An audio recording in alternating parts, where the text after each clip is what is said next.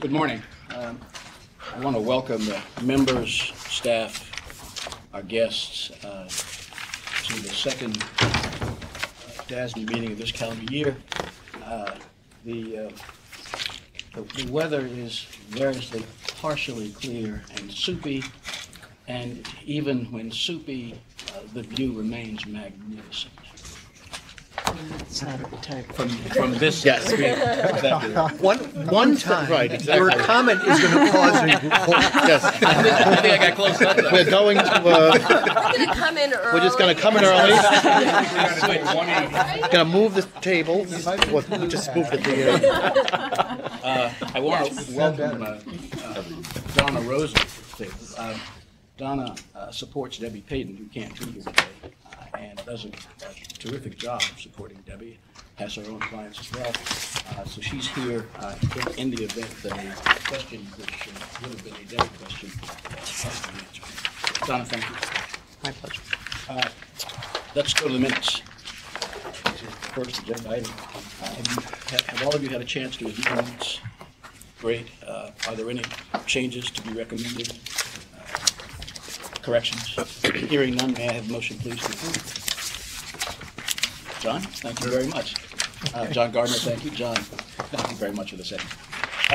All in favor, please indicate by aye. Aye. Motion carries unanimously. The second agenda item is the Finance Committee report. Mr. Chairman. Thank you, Mr. Chair. The Finance Committee meeting was held yesterday.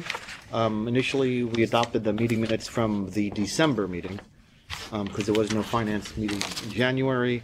We then advanced to discuss two BOCES offerings, which we recommended that the board approve those at today's meeting. We then had some extensive discussion on the Culinary Institute America offering and recommend that that offering be approved at today's meeting. And then we ended with a TELP financing for United Health, I believe it was, and we recommended that be approved. And that concludes my report, Mr. Chair. Thank you very much. Thank you, Jerry. Are there questions for Jerry? Hearing none, then we're going to go to the single approval financings resolution, and the President will take us through. Thank you very much, and good morning, Mr. Chair. Good morning, board members. Good morning, staff and guests.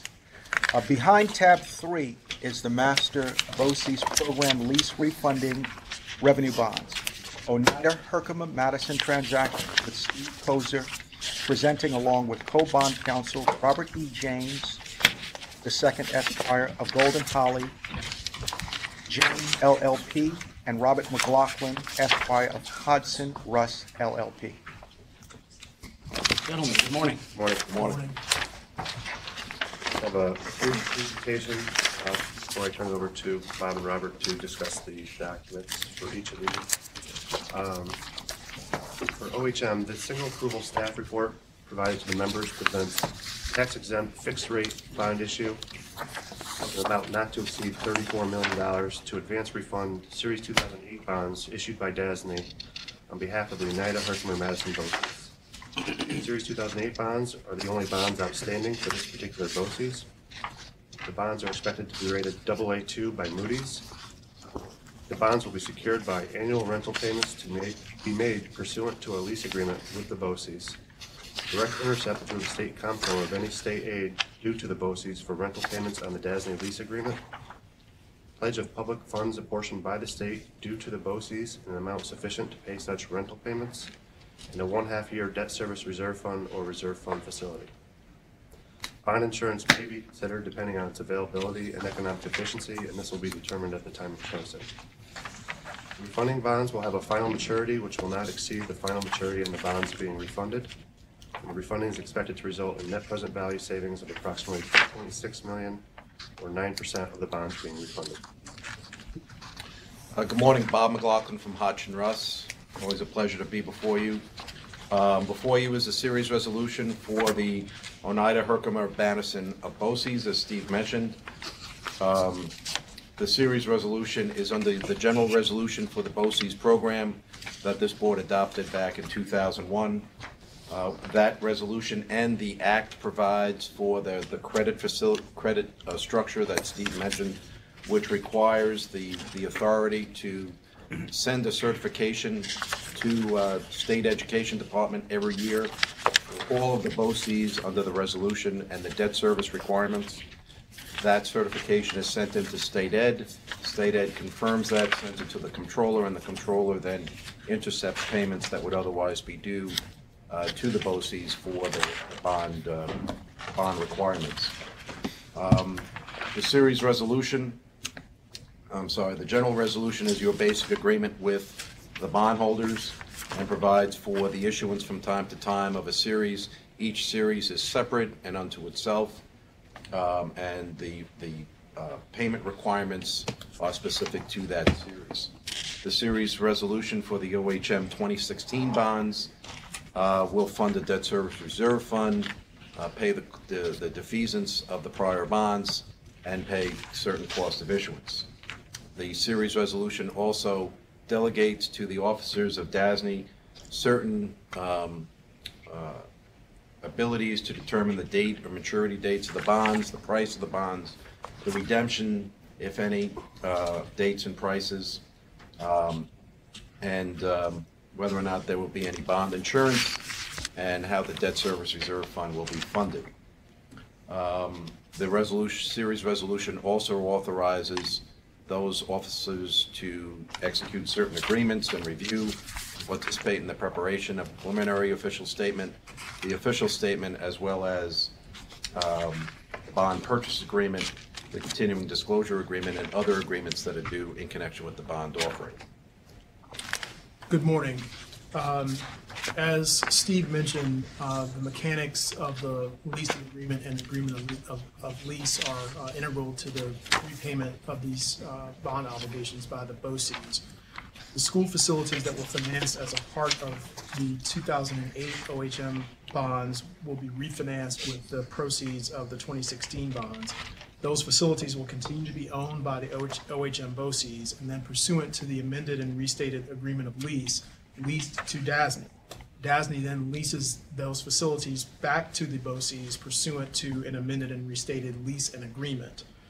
As discussed in the board letter that we provided about a couple of weeks ago, with respect to the agreement of lease, DASNY will pay a nominal rent to OHM BOCES as consideration for the agreement of lease. And under the amended and restated lease and agreement, the BOCES is obligated to pay rent at least sufficient to pay the debt service payments on the 2016 bonds, regardless of whether the BOCES receives payments from the state. The bonds are not secured by a lien on the school facilities or other property and may not be accelerated as a remedy for default. The obligations of the BOCES to pay the basic rent and other amounts due to DASNY under the amended and restated lease agreement will, however, be supported by the statutory payment mechanism that Bob and Steve discussed earlier. The statutory obligation of the component school districts of the BOCES to levy taxes in amounts sufficient to pay and fund the BOCES' administrative expenses, and the obligation of the OHM BOCES to pay rent to the extent that the payment of state aid is insufficient for that purpose. Thank you, Robert. Are there questions for Bob, for Robert, or for Steve? Hearing none, may I have a motion, please, to approve the transaction? So moved. Thank you, Sandra. Roman, thank you for the second. All in favor, please indicate with aye. Aye. The motion carries unanimously. I assume, Steve, you're not going to get up and sit down again. So behind tab 4 is the Master BOCES Program Lease Refunding Revenue Bonds, Genesee Valley transaction with Steve Kozier presenting, along with Robert James and Robert McLaughlin. Okay.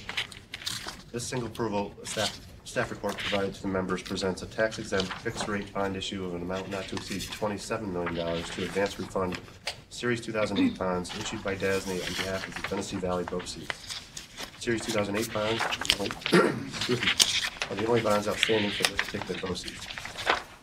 The bonds are expected to be rated AA2 by Moody's. The bonds will be secured by annual rental payments to be made pursuant to a lease agreement with the BOCES.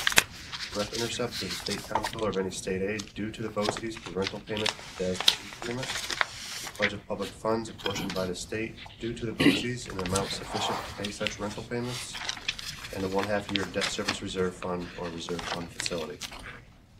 Bond insurance may be considered depending on its availability and economic efficiency, and this will be determined at the time of pricing. The refunding bonds will have a final maturity which will not exceed the final maturity on the bonds being refunded. The refunding is expected to result in net present value savings of approximately $989,000 or 3.4% of the bonds being refunded.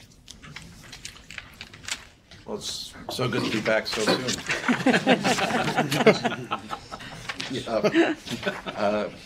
This BOCES, Genesee Valley, consists of 4 counties, or includes 4 counties: Genesee, Livingston, Steuben, and Wyoming. The credit structure, as Steve mentioned, is exactly as we just described for the other BOCES OHM. It will be for a refunding of a 2008 issue. It will be up to $27 million. There is a different underwriter. The last deal was RBC. This is Roosevelt and Cross. Otherwise, the structure, the credit structure, and the intercept with the state controller and state education department is exactly as I described just a few moments ago. The authorization for the series resolution, again, it's under the general resolution, is unto itself.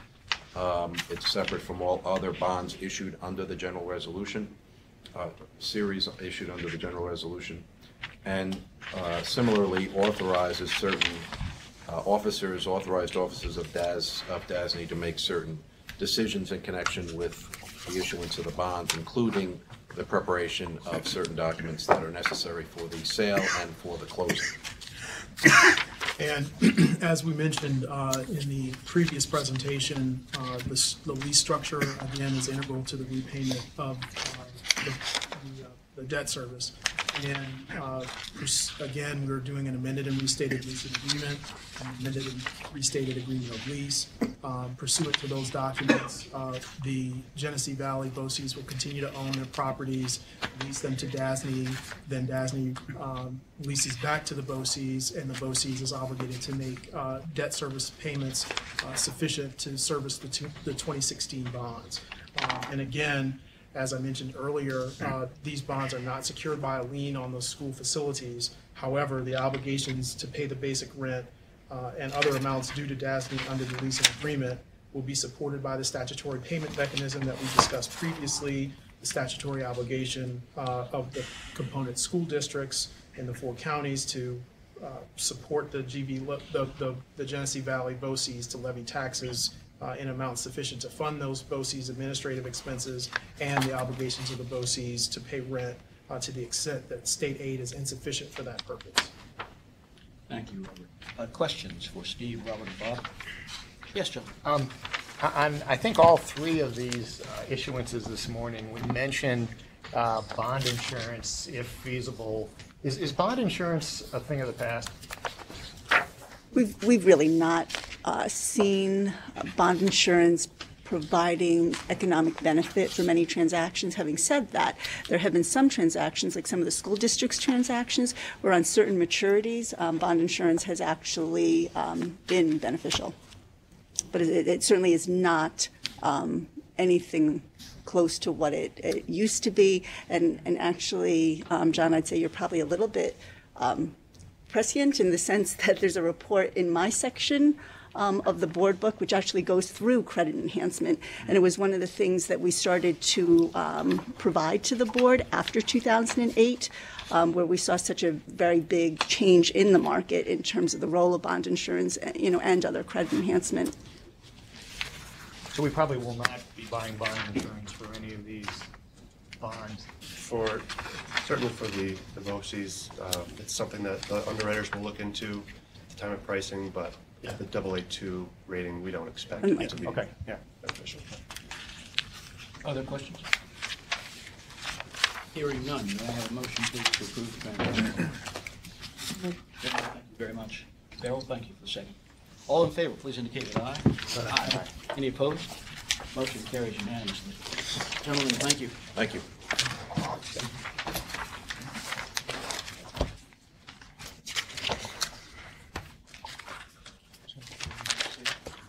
We're going now to resolution to proceed with new financings, staff report. The President's going to introduce the matter.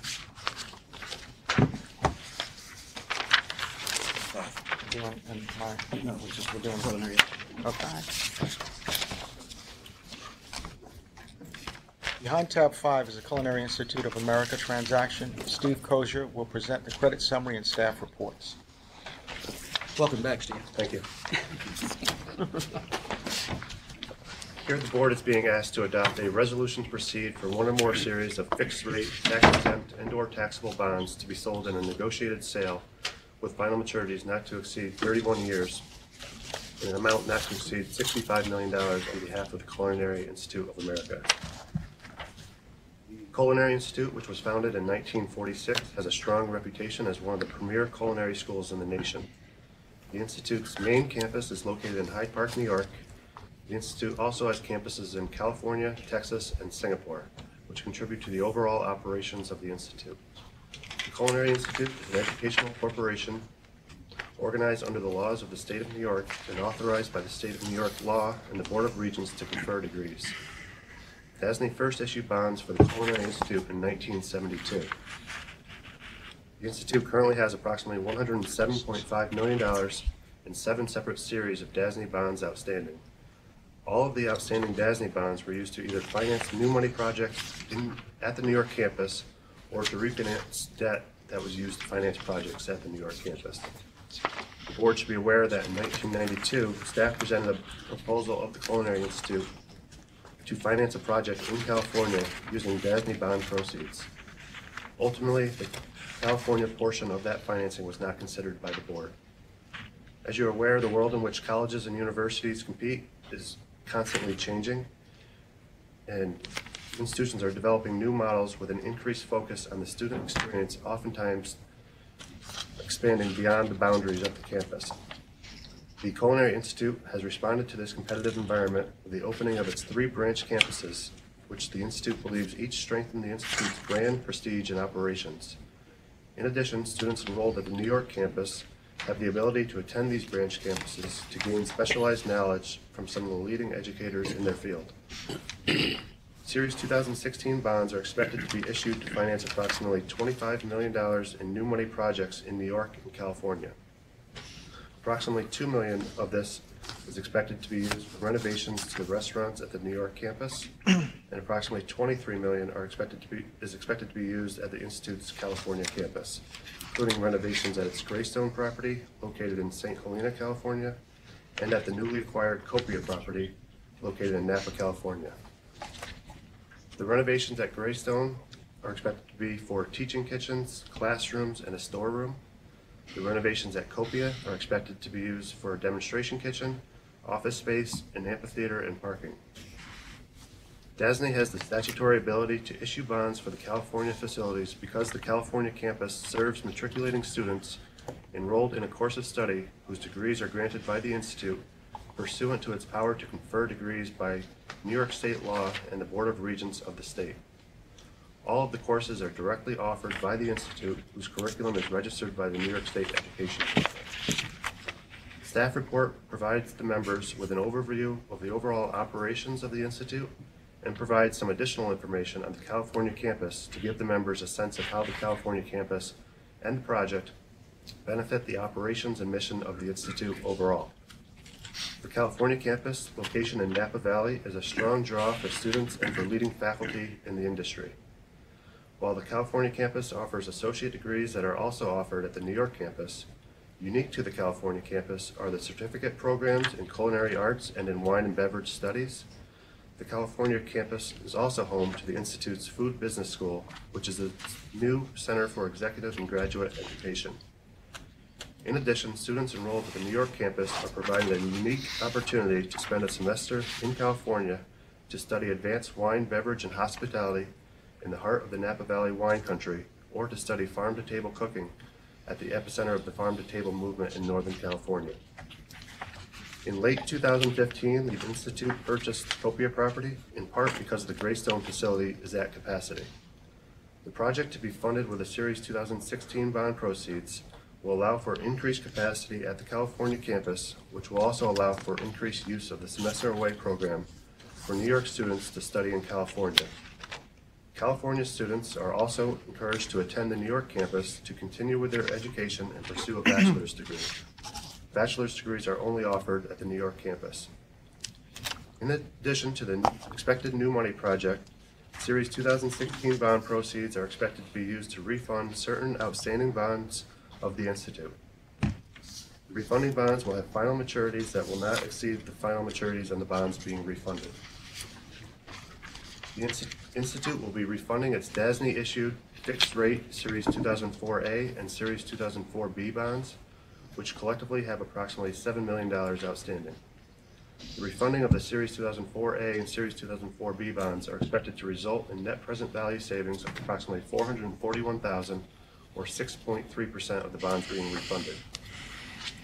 The Institute is also considering refunding its DASNY-issued variable rate Series 2004C bonds, as well as financing the swap termination costs associated with these bonds. Refunding of these bonds would require an escrow deposit of approximately $24 million. Swap termination cost is estimated to be approximately $4 million. The refunding of the variable rate debt with fixed rate debt would reduce the Institute's variable rate exposure. The Institute expects to make a decision on whether they intend to move forward with this refunding of their 2004C bonds at its next board meeting later this month. A swap advisor will be utilized. With the new money project, as well as the refunding of the Institute's Series 2004A, Series 2004B, and Series 2004C bonds, the estimated par is approximately $52 million. Staff is requesting a not-to-exceed amount of $65 million to accommodate any potential changes in market conditions, including the use of a par or discount structure. The Institute is currently rated Baa2 by Moody's. Therefore, security for the bonds is expected to include a general obligation of the Institute, a pledge of tuition and fees, and a mortgage on a portion of the Institute's New York campus. The loan agreement between the Institute and DASNY will also contain financial covenants. A debt service reserve fund is not expected, and it should be noted the Institute's Series 2013 bonds were also issued without a debt service reserve fund. Municipal bond insurance may be used if available and economically advantageous. This will be determined at the time of pricing. Regarding enrollment, the Institute draws students from all 50 states and 40 countries. Over 80% of the student body comes from outside of New York State, including 15% from outside of the United States. Headcount enrollment of the Institute has averaged nearly 2,900 students over the past 5 years. In the fall of 2015, the Institute reported its highest fall enrollment in its history with 2,940 students. The New York campus enrolled 82% of these students, California enrolled 10% of these students, Texas enrolled 5%, and Singapore enrolled 3%. Despite having more unrestricted net assets than total liabilities, the Institute's balance sheet shows somewhat limited liquidity with a viability ratio that is expected to drop from 1.0 to 1 to 0.1 with this transaction. It is common to see these levels in this rating category, and DASNY has issued bonds for institutions with a lower ratio, including for the Culinary Institute in 2013, which when we came to the board had a viability ratio of 0.9 to 1 and was expected to drop to 0.7 to 1 with that transaction. In fact, all of the liquidity and capital ratios have remained steady or improved since staff presented to the board in 2013. The Institute has a strong philanthropic support for an institution of its rating category, with average gifts of $12.8 million over the last 5 years. The Institute is in the midst of a $101 million capital campaign that is scheduled to conclude in 2017. The campaign will supplement the endowment to support future capital projects, financial aid, and faculty and research funds. While the Institute is dependent on student-related charges, with 66% of its revenues from net tuition and fees and 13% coming from auxiliaries, it has reported operating gains each year for nearly 4 decades. Over the past 5 years, increases in net assets from operations have averaged over $8.2 million, which equates to an average operating margin of 5.7%. The Institute is forecasting an operating gain in its current fiscal year as well. The Institute has always paid its debt service on time and in full, and is in compliance with its financial covenants contained in its existing bond documents. With the proposed bond issue, the Institute has projected debt service coverage ratios greater than 2.2 to 1 over the next 5 years. Mr. Chair. Thanks, Steve, for a very thorough report. I remind the members that the Finance Committee Chair reported earlier, and this is really for the record, that that committee has voted unanimously to recommend approval by the board. That said, are there any questions? Yes, Sandy. Yeah, question for council. Steve mentioned that the Dormitory Authority that DASNY has the authority to do this. Would you just expand or expound on that, about that authority and what supports it? Sure. To get to the point of being comfortable that we can enter into this transaction, we reviewed the legislative history of the Dormitory Authority Act starting from 1945 all the way through the present. We consulted with outside bond counsel, and what we basically concluded, speaking very generally from a legal perspective, is that bond counsel could issue an opinion legally that this could go forward as an issuance, and that there was nothing in the act or its legislative history that would prohibit the issuance of bonds in this case. To simplify it, the statute is focused on who can issue bonds and less focused on what the bonds can be used for. We still have to be careful on the what, and have exercised that caution here, but that's in a nutshell the basis of the legal analysis. Question, and this may be more for Portia, I'm not sure. To what extent do we find that improvements to the California campus are integral to the overall New York-based institution and to its mission? How does that fit together? We posed that question to the folks at the Culinary Institute, and I think that, they did feel that what was being offered in California was very much a central part of their mission.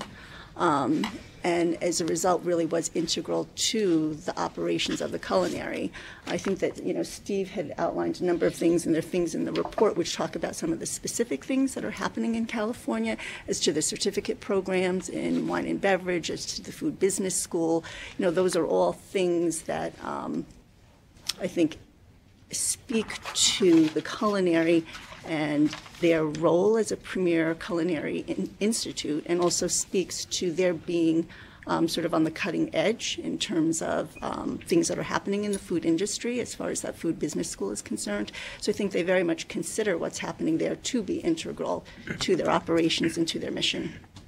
Are we comfortable that there is a beneficial interest to New York from improvements to, in this case, the California Financially. School, to other schools? Financially, Sandra? Yes. Yes. Well, financially and supporting the mission. Well, supporting the mission we spoke about, but yes, to the specific question on the financial side, and I know, Steve, if you want to talk about that more specifically, Yeah. that is something that, we had talked about. The California campus has had an operating profit in each of the last 3 years. They're projecting a $1.5 or $2 million operating profit in the current fiscal year, and they expect this project to be able to increase enrollment by about 120 to 150 students at the California campus, which will further increase the operations at California, which obviously benefits the institution overall. And I think I pointed out in the staff report that they've actually been able to offer a discount rate, which is lower in California than the rest of the institution, just based on the demographic of the students that attend that campus. So the revenues per student at California are actually higher in California than the other campuses. Steve, earlier in your presentation, all the enrollment statistics you talked about, that was for the whole institution, wasn't it? And the numbers in the report, that was not broken down to the California. That was overall the 80% and all. That's correct. There's approximately 2,900 students total for the 4 campuses. Yeah. I'm sorry, say that again. They average approximately 2,900 students head count enrollment overall for all 4 campuses. Okay, thank you. And the New York students can take the classes in California, and it's to their benefit to be able to take these classes in California? They can, although I don't think that has been a very strong practice to date. It's possible, though. And I think that Steve had talked about the semester away program, which is, I think, a new initiative. Yeah, they recently started the semester away program that's got very good interest, and they actually expect an additional 70 students to utilize the semester away program. So New York students going to California in the current fiscal year, and they expect the project to only increase the ability for them to have New York students study those concentrations in California. And what does the diploma say? Excuse me? What does the diploma say? It's issued. It's a New York State diploma for all students. Roman. A lot of what you're talking about in the analysis is really dependent on enrollment. I'm sorry, Roman, On enrollment. And the one thing that looks a little, what's going on in my review of the material you provided was that the matriculation ratio in the last 3 years is down considerably compared to the first couple of years. I don't know if that's an aberration or not, but it would appear as though for public relations of it is, well, a lot of people apply and a lot of them are accepted and a lot of them don't come. That's a fair observation. A few points on that. I'll point out that the enrollment numbers for the early first couple of years of the 5-year look back, that how their enrollment is they have the 16 entry dates, and based on when those entry dates occurred in the early years, there was actually an extra class in there, so there were 17 entry dates. So that number in the first year is a little bit inflated.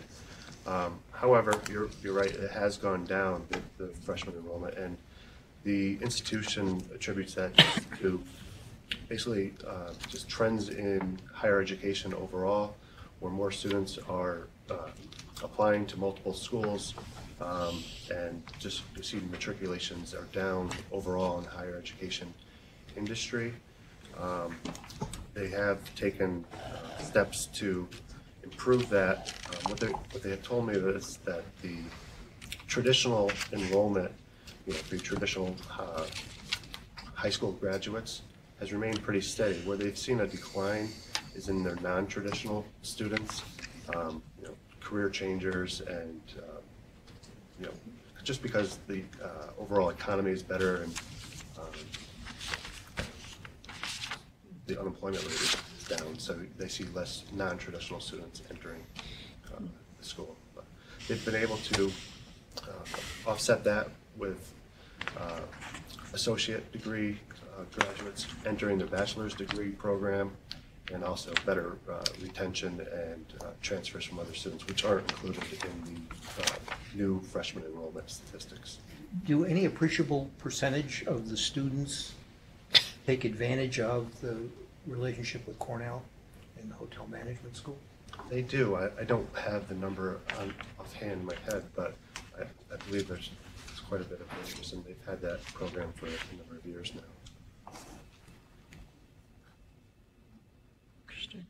Are there other questions?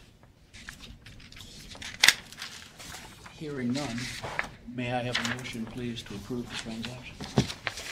John Johnson, thank you. Second, Farrell, thank you very much. All in favor, please indicate with aye. Aye. Charlie, opposed, the motion carries unanimously. Steve, thank you. Thank you. Okay. Behind tab 6 is the United Health Services Hospital TELP transaction.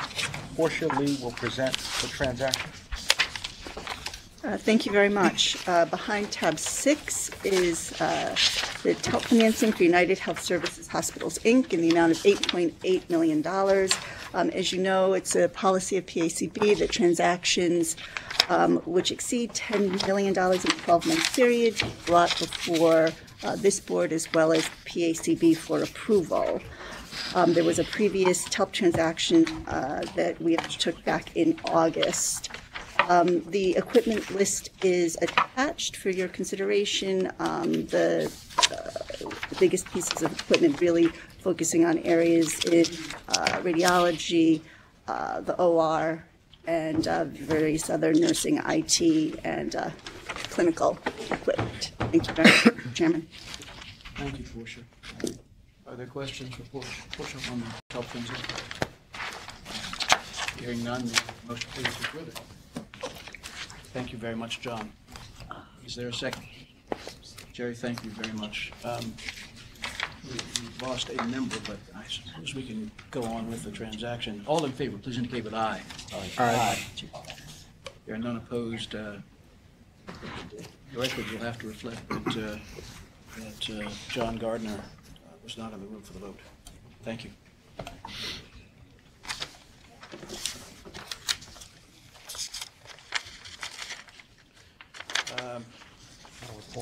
Yeah. May I have a motion, please, to go into executive session and discuss the financial and credit history of the corporation?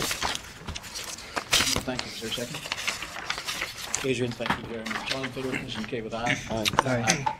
There are none opposed. The motion carries unanimously. John Gardner is not present for the vote.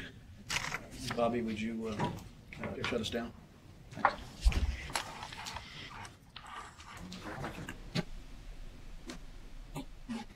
The record will reflect that we've just concluded an executive session during which no decisions were made other than to return to the public session. We are now at the President's report, which is at tab 7. All right, I'd just like to be at a very high level in terms of some key items. Governor Cuomo presented his 2016 Built to Lead agenda, combination of the 2016 State of the State address and his executive budget presentation. The executive budget centers on a sweeping $100 billion infrastructure program that includes redevelopments of Penn Station, $3 billion, and Javits Center, $1 billion, a $26.1 billion investment in the MTA, airport investments, improvements upstate of $200 million, and a downstate study for tunnel connecting Long Island, Connecticut, infrastructure hardening, $500 million, and a $22 billion investment in roads and bridges. The governor is proposing a subsidiary for DASNY called the New York State Design and Construction Corporation. Through it, DASNY would provide project management expertise and oversight of significant public works projects undertaken by state agencies, departments, public authorities, and public benefit corporations throughout the state. The new initiative would employ core DASNY expertise to curtail the loss of state dollars caused by avoidable construction delays. The budget also proposes new authorization for DASNY to issue bonds to assist the Workers' Compensation Board to reduce liabilities related to a fund called the Fund for Reopened Cases. This fund provides payments to claimants and health providers when the claimant's cause is reopened under certain circumstances. The fund is now closed to new cases. The proposed budget would also modify DASNY's authority to issue bonds for group self-insured trusts to include trusts that are underfunded and might benefit from the purchase of a policy to transfer claims to a third party. The other issue I'd like to highlight, we had a statewide construction meeting on January the 20th. I held a meeting in Albany with 26 construction managers and DASNY leaders.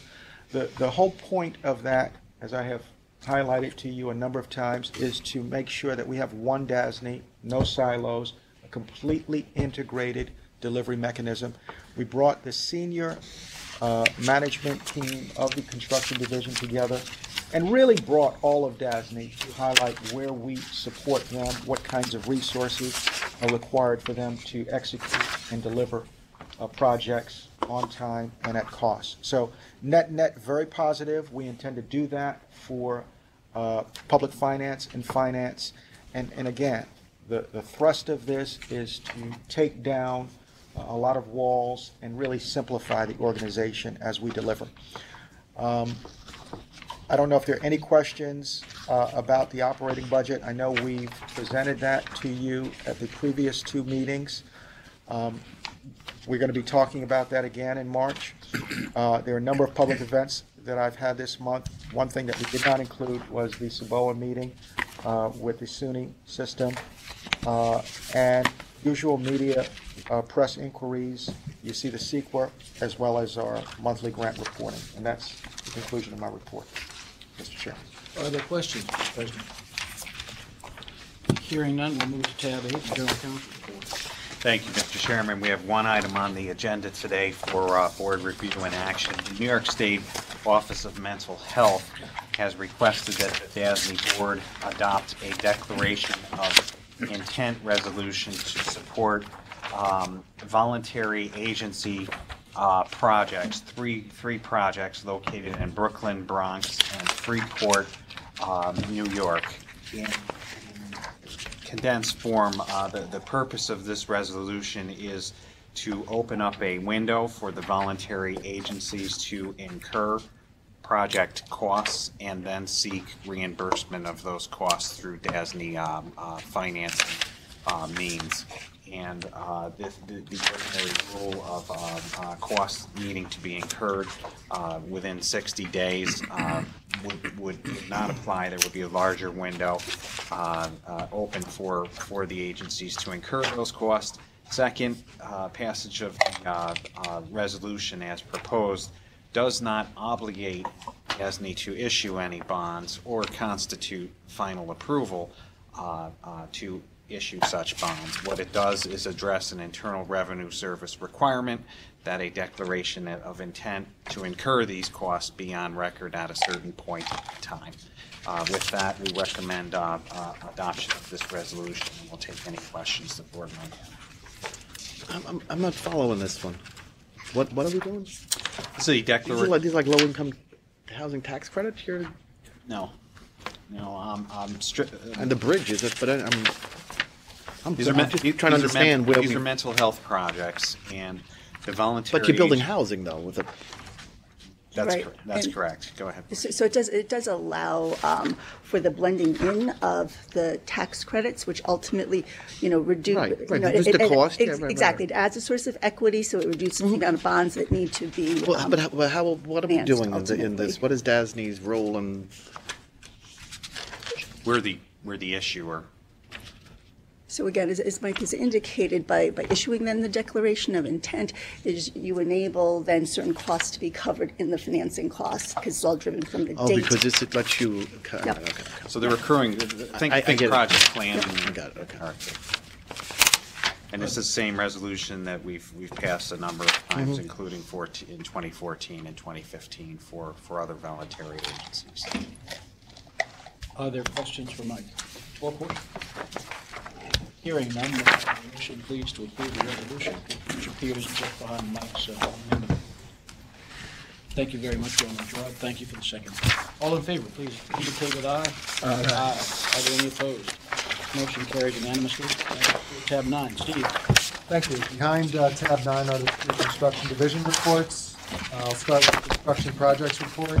Under that report is a project that we undertook for DEC, the Lackawanna Flood Control Dredging Project of Smokes Creek out in western New York. The program is under the New York Works umbrella. Under that program, at a high level, 32 projects for DEC came to DASNY with a total project value of $54 million. There were 2 dredging projects, the one I'll speak about in a moment, and a second one in Ithaca as well. The budget for this project, the Lackawanna project, was $4.9 million. Design started in September of 2013 and completed in January of 2014. URS was our designer. They were acquired by AECOM, so it was URS down the stretch. Construction started in April of 2015 and completed in October of 2015. Sevenson Environmental Services was the general contractor. The scope of the project was to restore the creek to its pre-1950 condition.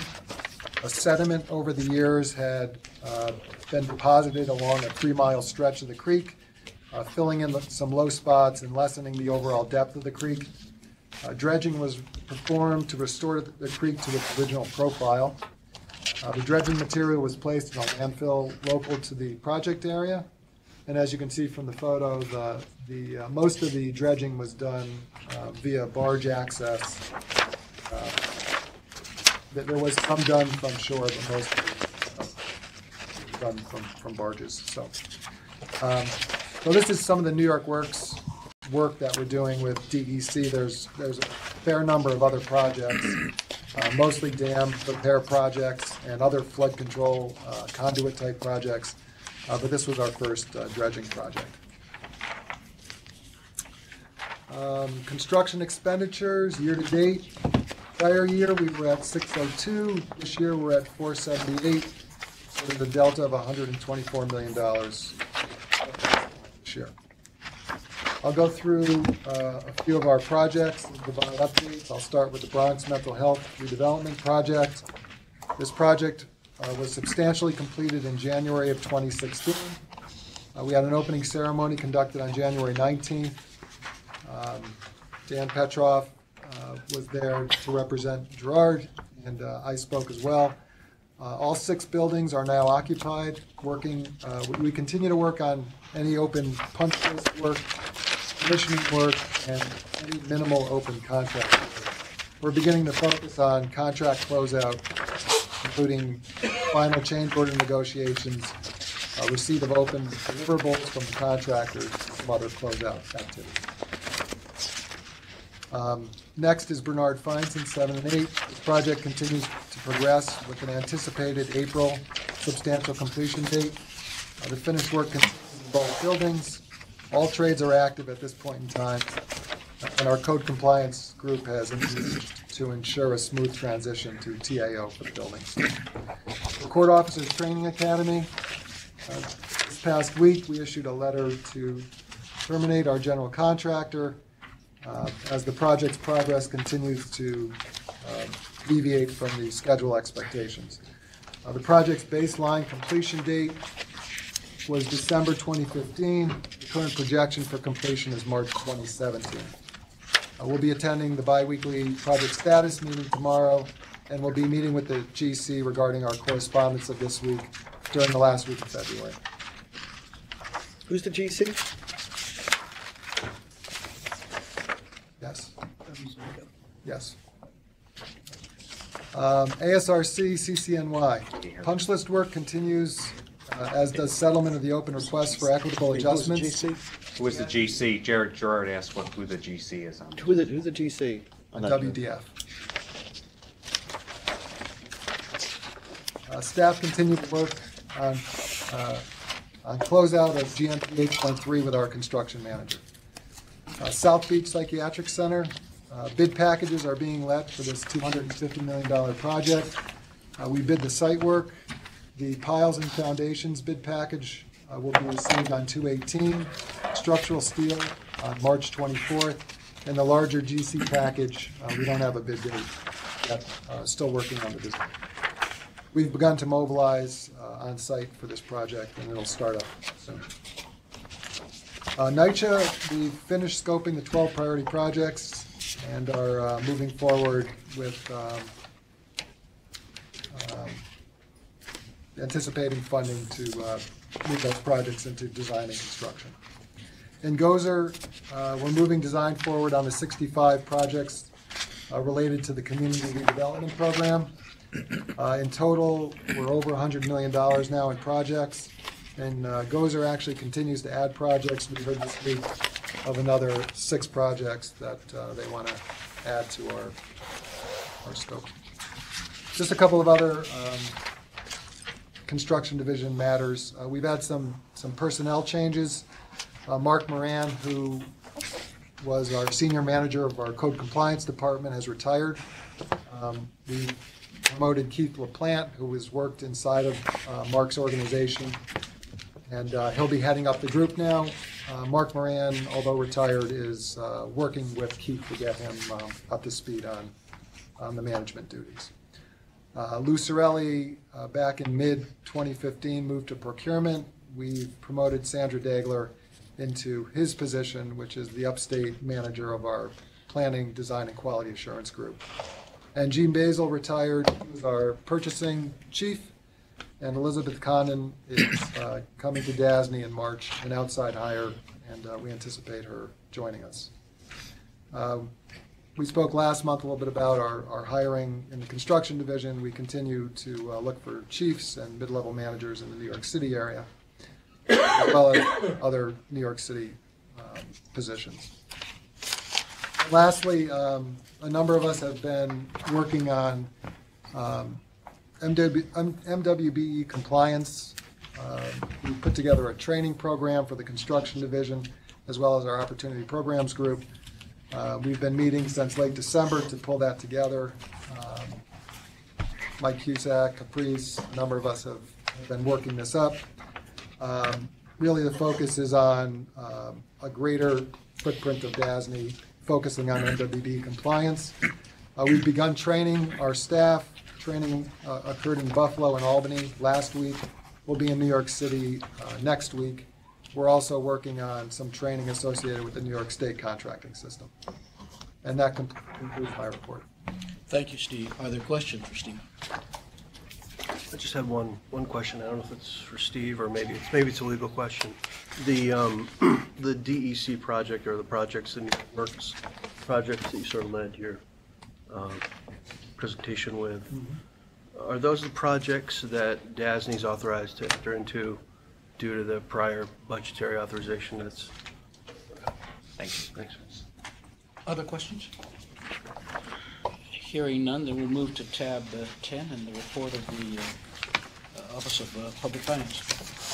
And go further, Madam. Thank you, Mr. Chairman. Behind tab 10 are the standard public finance reports. Since the last board meeting, we priced two transactions. There was the Cornell reoffering and the Interagency Council, the IAC financing. Just a brief market update. There's been weaker than expected economic data in the last week, which seems to have acted as catalyst for some declines in the equity markets. So as a result, we've seen a flight to quality, in terms of the benefit to the Treasury market, with yields coming down. Municipal supply for this week is expected to be about $9 billion.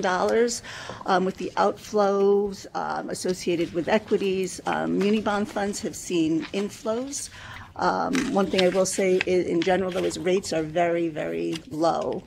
Since the January board meeting, the 1-year MMD has decreased by 12 basis points, and the 10 and 30-year MMD has decreased 17 and 5 basis points, respectively. So we're, 0.38 as compared to 0.50 on the 1 year. We're at 1.61 on the 10 year as opposed to 1.78 at the last board meeting, and 2.68 on the 30 year as opposed to 2.73 at the January board meeting for the 30 year. There is a single approval pipeline report in the materials. I'll also bring to the members' attention that on the table in front of you, there's a revised single approval pipeline report. The original report included both Columbia and MSK. We have added Fordham to this list. We recently became aware of the Fordham transaction after the mailing of the original single pipeline report to the members, so we wanted to bring that to your attention. Again, as we discussed, at previous meetings and in various forums, this report is intended to provide a forward look into the transactions that we see coming before the board for single approval by giving a brief description of the project, security, ratings, bond counsel, and an expected or targeted board meeting date. There is in the book the annual credit enhancement update report. John, you had raised this question earlier in terms of what we're seeing as far as bond insurance. Clearly one of the big takeaways when you look at this report is that the amount of bond insurance that we're seeing in our portfolio is decreasing. The amount of unenhanced transactions is really increasing. That's a trend that we've seen over the course of the last several years. We've been doing this report since, I want to say, probably around 2009. It's been a pretty consistent trend, but we certainly are seeing it more so now, particularly in light of the number of private placements that we're seeing. Because oftentimes I think what's happening with those private placements is those might have been transactions that otherwise would have had the benefit of perhaps a letter of credit as far as credit enhancement is concerned. But those are sort of the broad trends. I'll spend a little bit of time actually going through the specifics of the report on the first page. The top pie chart on the left shows for 2015 that approximately 83% of the total debt outstanding for the not-for-profit institutions was fixed rate, and approximately 17% was variable rate. And again, when we do this report, we try to show it, sort of overall as far as total debt outstanding, and then take a look at it very specifically as far as variable debt. So the bottom pie chart on the left, on the first page again, shows the breakout of the credit enhancers. So, you can see that about 24% of the portfolio is credit enhanced, 76% is unenhanced. And again, that trend is, credit enhancement trend is moving downwards. In 2014, 69% of the portfolio was unenhanced and 31% was enhanced. If you move to page 2 of the report, this is now going through and detailing the type of credit enhancement for the variable rate not-for-profit portfolio, since this is really where the risk would be in terms of if there's some sort of a change in that credit enhancement, it would have an effect on the bonds and the rates, because obviously if you're talking about long-term fixed rates, the rates have been set already. So the chart on the top left shows the type of credit enhancement for the variable rate portfolio, 28.5% roughly with letters of credit, 6.8% with bond insurers, 6.2% with other enhancement, and 33% roughly other unenhanced, and 25.5% private placement unenhanced. That's fairly consistent with what we saw in 2014. Although, again, the letter of credits have dropped and private placements have increased.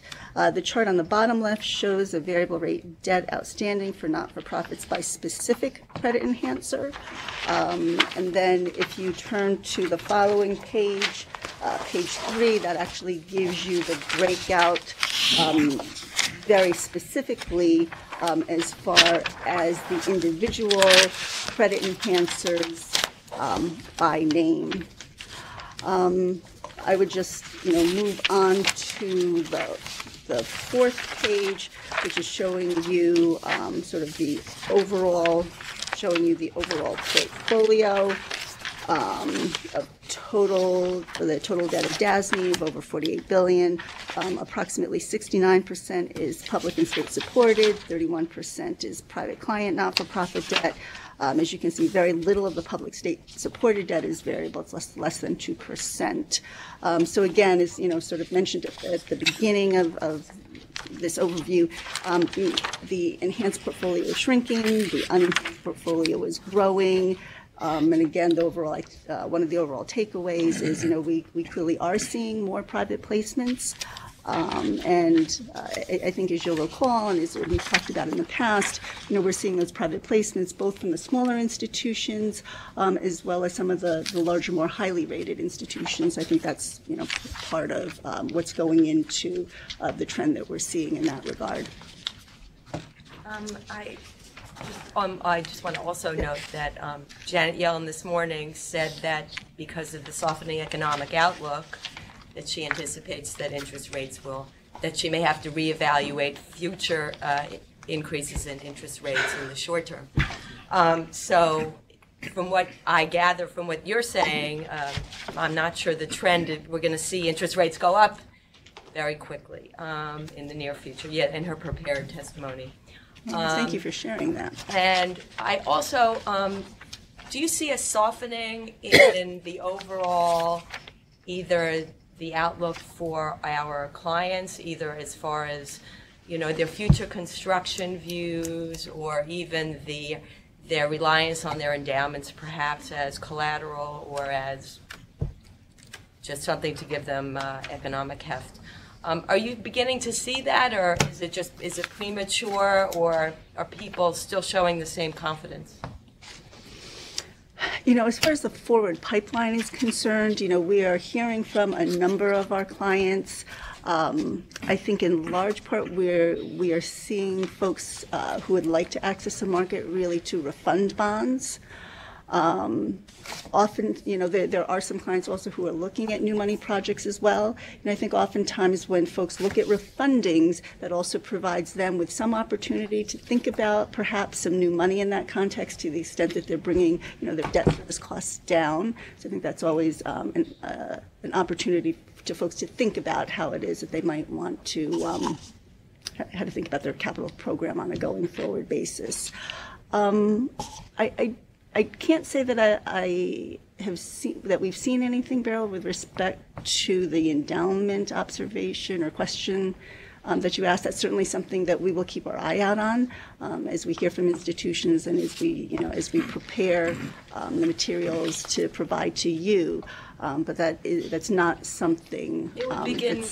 I think it would begin to show up. I mean, the last quarter was a little soft. Mm-hmm. January was horrible. February is horrible. Markets are up a bit today, but I mean, and this reflects not only equities, but hedge funds, mm-hmm. Real everything. Right. Yes, there's been an inflow into the municipal bond mm-hmm. Market, but I think that the fixed income is only a small part of some of the endowments. So I would just keep an eye on that, just mm-hmm. as an mm-hmm. FYI. As a point to respond to, look, we talk to these institutions, but there's no one size that fits all. Part of it also is what kind of alumni gift giving exists in terms of who's writing checks. But the bigger issue is this issue of risk on, risk off, right? And these are institutions that are very aggressive investors, and as aggressive as they are, particularly on the liquid side of the portfolio where you have to have mark to market on a daily basis, they have not done as well as they have done in previous years. That's just a fact, right? Because the hedge funds have not been able to generate returns. On the illiquid side, they're going to have some challenges. So that will have an impact as they think about what they need to do. But, they're long-term investors. So debt is still cheap. Debt is still cheap, and they have strong balance sheets in some cases. So I think you'll see a mix and match of opportunities out there.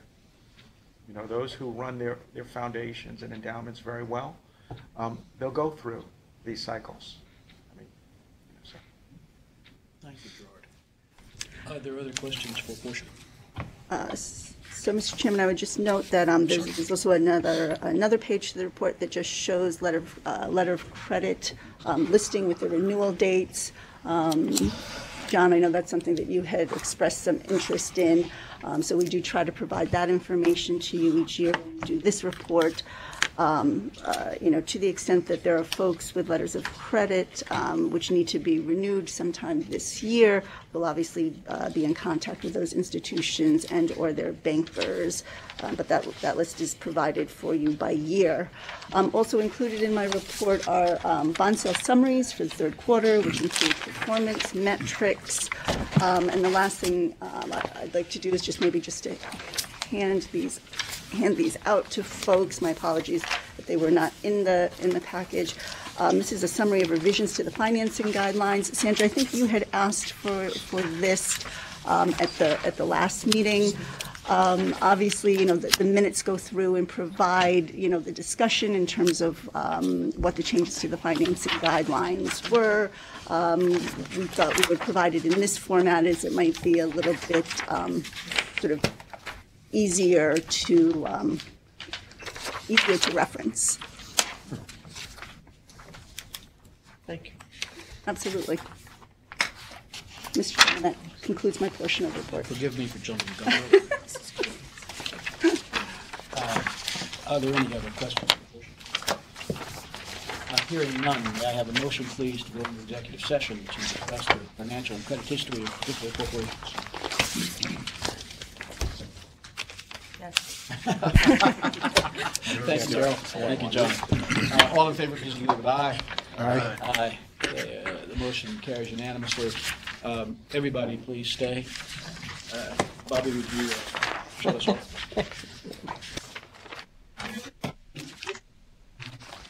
The record will reflect that the board has just left an executive session during which no decisions were made except to return to the public session. We are at tab 11. Kimberly. Thank you. For the current month, our reserves remain essentially unchanged. However, we did have somewhat of an increase in the HICRA reserves, approximately $700,000. That was driven by our receipts of $4.3 million being a bit above the month's disbursements. The receipts came primarily from two entities. The advances of $3.7 million were to three entities. Brookdale for approximately $600,000. Kingsbrook Jewish Medical Center, $2.1 million, and Oregon Community Health for $1 million. There were no new commitments for the month, and there were three significant advances in January totaling $5.6 million, Health Alliance for $4.4 million, Brookdale for $900,000, Brooks Memorial Hospital $200,000. Our receivable balance is at $172 million, 85% of which, $148 million, has been reserved. The quarterly report on our fees receivable, there's been a slight increase since the September report from $5 million to $5.4 million. And in terms of our projected year-end budget, through December, our expenses continue to be below the projected budget level. We're looking at those over the last quarter in terms of timing of meeting expected expenditures. From an operational standpoint, we're continuing to work at ways that we can leverage technology. In particular, our two largest trustees, we hold approximately 1,600 accounts and process about 3,000 transactions a month. That is largely a manual process at the moment, and we've been working to automate that through working with Bank of New York Mellon, US Bank, and our internal IS program. And that concludes my report, unless there are any questions. Are there questions for Kim? What does it mean to say that the receivables are reserved? We've made a determination that it's unlikely that we would collect those. Thank you, John. Thanks very much. Finally, behind tab 12, we have the report of the Office of Executive Issues. Thank you, Mr. Chairman. DASNY's third quarter MWBE utilization percentage reported to ESD was 25.02%, with $30,176,000 being paid to MWBEs out of the $120,625,000 total spent in the third quarter. Meeting the 30% MWBE goal for DASNY is largely connected to the MWBE goals set on our construction division contracts. Since the MWBE utilization goal of 30% mandate started at the beginning of fiscal 2015-2016, we have been establishing 30% or better MWBE goals on all new contracts. However, the old contracts still have the MWBE goals of less than 30%. Since the new contracts with the 30% goal are far less in quantity than the old contracts set at the old MWBE utilization goals, and since the number of those new 30% MWBE contracts have yet, many have yet to have work performed by MWBEs on them to gain the benefit of them, it is anticipated that DASNY will fall just short of the 30% MWBE utilization goal for fiscal 15-16. However, as more new 30% MWBE utilization goal contracts are executed and then paid upon to the MWBEs, DASNY will meet the 30% utilization mandate. This coming weekend, at least 18 members of DASNY staff will be attending one or more events during the upcoming New York State Black and Puerto Rican Legislative Caucus. With regard to technology, in the upcoming weeks, the IS department will start having discussions with staff in various departments to start documenting the steps of some of their manual processes to automate processes. Additionally, a team within the IS department will soon be trained by Microsoft on Office 365 to learn about the implementation and the application itself. That's the end of my report, Mr. Chairman. Are there questions? Hearing none, our next meeting will be in Albany on 9 March. I look forward to seeing you all there. May I have a motion, please, to adjourn? Thank you, Joanne. For a second. Thank you, Adrian. All in favor indicate with aye. Aye. We are adjourned. Thank you, Bobby.